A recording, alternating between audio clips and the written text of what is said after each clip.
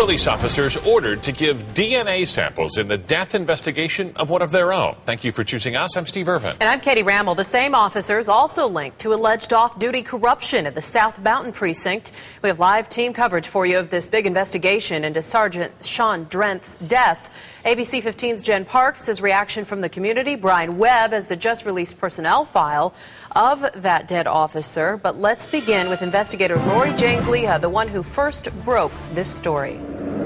Yeah, Katie, the Phoenix Police Department tells us that they've been gathering of DNA from a variety of people, including the county attorney's office, emergency personnel, command staff, anybody that was on the scene of Drenth's death. But the purpose of the court-ordered DNA samples is to eliminate any officers who were involved in the recent Attorney General's probe from being involved in Drenth's death. The county search warrant says there is probable cause to believe that a homicide has been committed. Now, more than 24 Phoenix police officers are being court-ordered to supply their DNA to investigators. It's part of the ongoing search for clues in the mysterious on-duty shooting death of Sergeant Sean Drenth last month.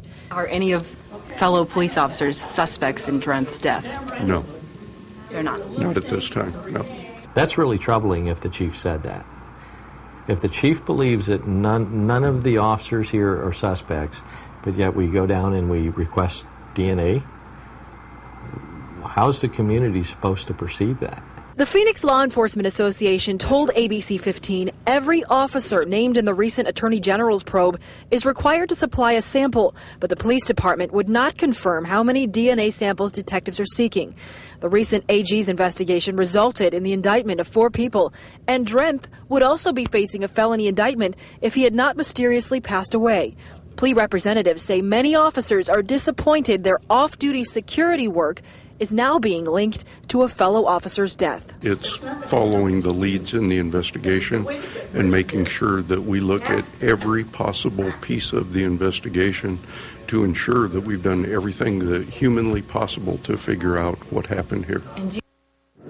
And the Phoenix Police Department just held a briefing saying they have not ruled out anything in this death investigation. In fact, the spokesperson said this could either be a suicide staged to be a homicide staged to be a suicide, or a homicide where it's just difficult to figure out what happened. Live in Phoenix, I'm investigator Lori Jane Gliha, ABC 15 News.